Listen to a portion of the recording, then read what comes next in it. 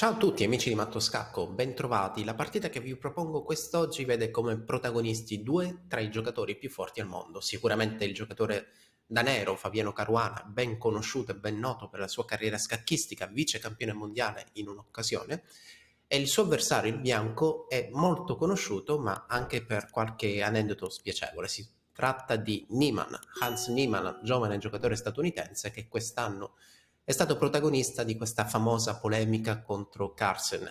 Ha barato, non ha barato, in realtà non lo sapremo mai, e quindi vediamo un po' com'è andata questa partita.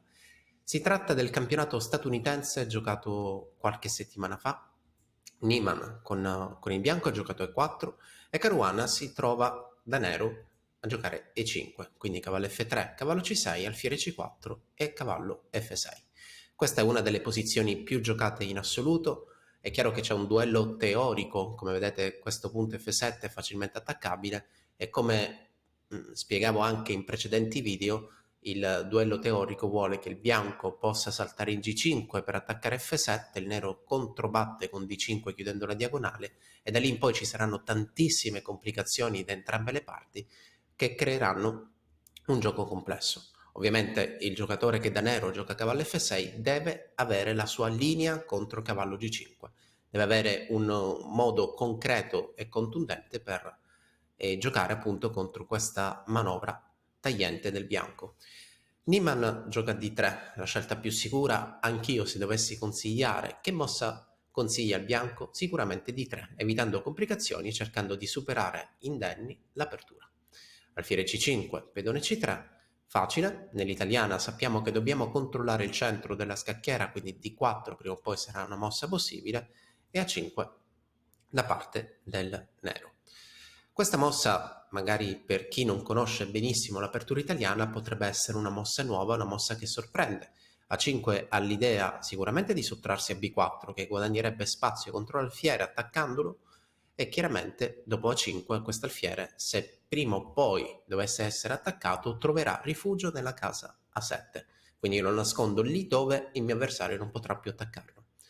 La mossa A5 è anche interessante perché in prospettiva futura siamo certi che il bianco sia in grado di giocare D4 e, come detto prima, se il bianco giocherà D4 dovremmo dare una casa a quest'alfiere e anche in questo caso lo nascondiamo lì in A7, che sarà molto difficile da attaccare. A roccocorto pedone D6 e dopo torre 1 siamo pronti da bianco nel cercare di realizzare la spinta D4. Mi serviva semplicemente un altro difensore del punto E4 e quindi posiziono la torre qui. In questa posizione dovete sapere che se il nero vuole, il nero potrebbe provare a interrogare l'avversario su qualche ripetizione. Se io ti attacco il punto F2, il bianco potrebbe rispondere con torre F1 e dopo cavallo F6 esattamente otterremo la stessa posizione di prima. In questi casi, quando c'è un doppio attacco su F2 e il bianco vuole comunque provare a vincere, dovrà giocare, dovrà investire la sua attenzione sul pedone D4 chiudendo la diagonale, oppure su torre 2. Posizioni complesse, comunque posizioni molto... va bene, ho detto complesse, non tanto, però sicuramente posizioni meno conosciute, meno teoriche. Dopo torre 1, il nero Fabiano Caruana italo-statunitense gioca alfiere A7, che è una mossa molto interessante dal punto di vista di attesa. Non voglio far capire al mio avversario quali sono le mie intenzioni, bene, nascondo l'alfiere e poi vedremo un po' come adattare il nostro gioco. Cavallo di 2 da parte di Niemann, dunque a roccocorto e pedone H3, evitando i famosi e temibili salti di un pezzo leggero nero in G4. Alfiere 6 sulla scacchiera, vuole proporre il cambio in caso di cattura. Dobbiamo sapere che questa struttura pedonale, che in tanti potrebbero considerare debole perché sono i temibili pedoni doppiati, in realtà è una struttura pedonale abbastanza forte, perché due pedoni doppiati con un pedone a fianco è qualcosa di molto solido. Se poi aggiungiamo un altro pedone, come vedete, questa formazione di 4 pedoni uniti è molto forte e punta il lato di re, dove il nero avrebbe facilità a utilizzare, a sfruttare la colonna F per la propria torre. Dal nulla si è aperta questa colonna e dove il nero con questi 3 pedoncini riesce a dominare, a controllare tutte le case centrali e dunque dominare i cavalli del bianco. Dopo alfiere 6, alfiere B5, la mossa è proposta. cavallo E7, ci sottraiamo al cambio portando questo forte puledro, questo forte cavallo verso il lato della scacchiera dove avverrà qualcosa. D4 per il bianco, cavallo G6. La tensione potrebbe andare su D5. Su D5 è realmente una mossa forte oppure è una mossa debole? La mia interpretazione è che D5 aiuta tantissimo il nero e dopo D5 la mossa che in realtà mi sembra più forte è proprio ritirare questo alfiere nella casa centrale. Qual è l'idea? L'idea è che in futuro l'alfiere potrebbe essere protagonista di sacrifici lì in H3 in coordinazione con un cavallo che salterà in F4. Chiaramente questo cavallo in F4 potrebbe essere o il cavallo che inizia la sua manovra da F6 oppure il cavallo che lì in G6 è sempre pronto per saltare in F4. Dopo cavallo G6, D5, come vi dicevo, è una mossa che il bianco dovrebbe cercare di evitare, quindi alfiere A4 sulla scacchiera. E dopo cavallo H5, la tipica manovra dell'occupazione della casa centrale. A un attacco laterale qualcuno diceva bisogna cercare di reagire al centro e quindi dopo cavallo F4 servirà al bianco una reazione centrale. Vediamo se effettivamente riuscirà a ottenerla. Il nero salta in F4, il bianco posiziona un suo forte cavallo lì in G3 e dopo la cattura centrale riprende di cavallo. La partita prosegue, quell'alfiere che in A7 era stato nascosto per non dare al bianco delle idee di attacco contro quell'alfiere, si immola, cerchiamo di cambiarlo sul forte cavallo del bianco, quindi raggiunta questa posizione, la tipica risposta con D5. D5 per il nero, nell'italiano è abbastanza frequente ed è un'idea che è molto frequente anche in un'altra sequenza che prende il nome di gambetto scozzese. Solitamente possiamo dire che quando il nero si trova di fronte a due pedoni bianchi nelle case centrali, deve reagire con la spinta in D5. E così avviene. Si chiude F6 sulla scacchiera cercando di aprire la posizione. Il pericolo è che dopo una possibile cattura intervenga anche la donna e così mi ritrovo 1, 2, 3, 4, 5 pezzi contro il re bianco. Curiosità vuole che questi 5 pezzi formino una croce e quindi questo re bianco chiaramente è prossimo a essere soggetto degli attacchi. Sei alla ricerca di una scacchiera in legno professionale? Vienici a trovare su mattoscacco.com, scoprirai le nostre scacchiere artigianali da torneo. In questa posizione l'idea tattica ovviamente è il sacrificio in H3 oppure il sacrificio in G2, perché non dimentichiamo che questo cavallo per G2 potrebbe essere nell'aria con il sostegno dell'altro cavallo che salta in H4 pronti a saltare in F3. Tutti i pezzi del nero qui hanno un ruolo, non possiamo entrare in questa posizione. F6 dunque è una mossa molto forte per Fabiano Caruana e Hans Niemann decide di semplificare un po'. Il giocatore che attacca cerca di evitare i cambi, chi si difende cerca di alleggerire spesso la posizione, quindi alfiere per F4, la mossa scelta da Niemann, cavallo H5, nuova semplificazione che avviene e il nero risponde con F5. Questa direi che è una mossa molto difficile. Perché è difficile? Perché vorrebbe dire posizionare, questa spinta in F5 vuol dire posizionare i propri pedoni su casa bianca e in presenza di un alfiere di case chiare per entrambi vuol dire che questo alfiere è un po' più cattivo. L'idea di Caruana in realtà è un'altra, considerando che F5 è una casa di passaggio per giocare F4 e adesso che F4 per il nero sarebbe una mossa molto forte, è proprio Niemann a evitare quella spinta occupando lo stesso la casa F4. Donna 7 sulla scacchiera, dunque pedone A3 e C5 come rottura.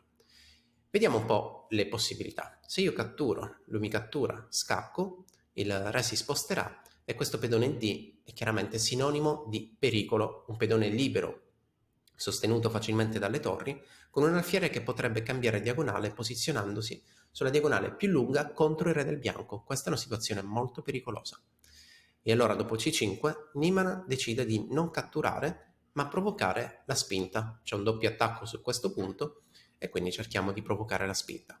Donna D1 sulla scacchiera, re H8 e quando il re si sposta di una casa verso l'angolo, lì dobbiamo sempre aver paura perché si sta preparando la spinta del pedone G. Perché mi serve che il re si trovi in H8? Perché lascia casa libera alla torre e soprattutto evita possibili temi di inchiodatura sulla colonna G. Non è questo il caso, però non sappiamo mai se in futuro ci possa essere un'inchiodatura. La partita prosegue, B3, aggredendo questi pedoni, ma Caruana va per la sua strada. Un pedone in F4 fa paura perché si collega alla torre in G8 e chiaramente a possibili spinte su F3. Cattura in C4 per Niemann, torre D8, torre G8. Pedone per D5 sarebbe una follia perché si coordina rapidamente torre alfiere contro il punto G2 e a questo punto il bianco non ha più alcuna speranza. Quindi torre G8, torre C3, pedone per C4, sfruttando il fatto che questa torre o avrà un ruolo difensivo oppure avrà un ruolo offensivo. Alfiere per C4 sulla scacchiera, cambio, donna per A3, vantaggio materiale con nuove idee di minacce. In questa posizione Niemann probabilmente è consapevole che sta peggio e Caruana, che è un giocatore fortissimo, poi vincerà il titolo di campione degli Stati Uniti anche quest'anno, è chiaramente consapevole che questa posizione è molto vantaggiosa e riuscirà a portarla a casa. F3, bisogna ancora essere molto precisi, F3 cercando semplificazioni e aperture delle colonne contro il re avversario. Pedone 6, unico controgioco, pedone per G2 e a questo punto dopo donna E2, donna per H3. La minaccia è donna scacco seguita dalla promozione. Donna scacco per il nero, scusate, per il bianco che cerca di vincolare questa torre in difesa e a questo punto dopo torre C1 si neutralizza in parte il donna H1 che sembra essere molto forte.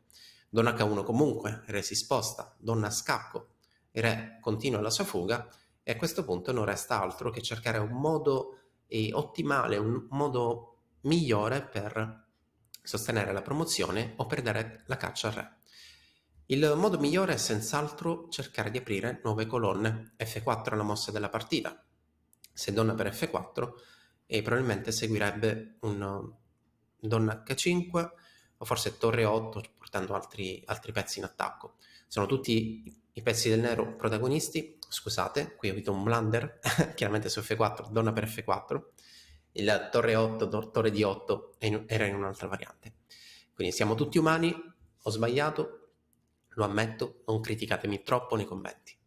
F4 chiaramente vuole sostenere la spinta in F3 e cercare di aprire delle nuove linee. Torre G1 blocca tutto, donna scacco, il re si sposta e a questo punto F3 portando i due pedoni, i due amici, i due colleghi l'uno accanto all'altro per promuovere re E3. Il re difensore è sempre qualcosa di estremo, di rischiosissimo e quando il re nero si sposta in G8 questa torre è svincolata per avere un ruolo più offensivo.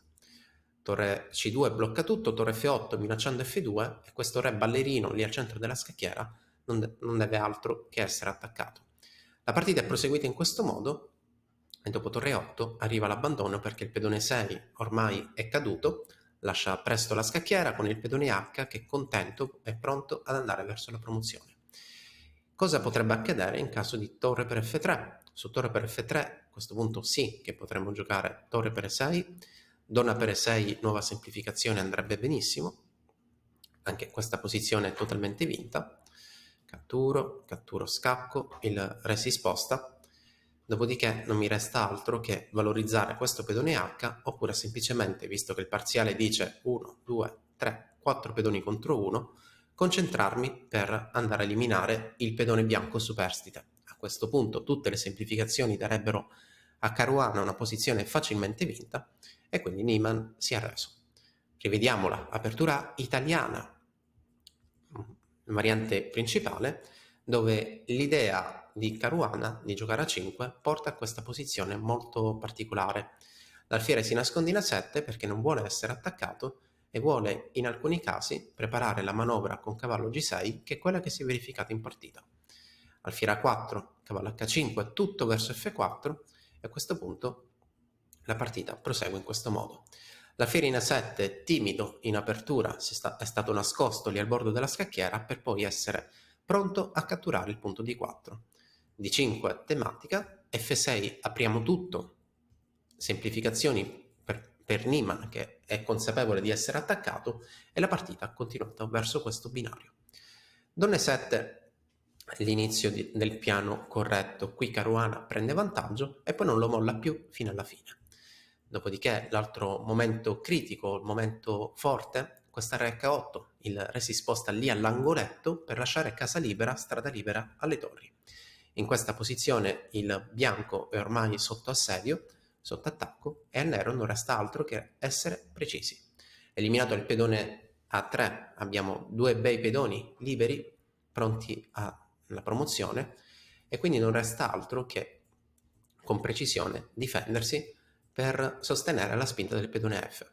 Questo pedone F è pronto ad accompagnare il suo amico pedone G2 e a quel punto due pedoni uniti sulla sesta traversa, in questo caso sulla terza traversa, sono sempre più forti di una torre. La partita prosegue in questo modo: scacco F3, il re del bianco adesso ha un ruolo difensivo e dopo H5 siamo pronti ad avanzare il terzo pedone H, il terzo pedone del lato di re del nostro Rocco, e dopo torre 8 non resta altro che arrendersi. Ottima vittoria di Caruana contro un avversario sempre temibile, Hans Niemann, che con quasi 2700 punti è chiaramente un avversario molto quotato da affrontare. Ciao a tutti e al prossimo video.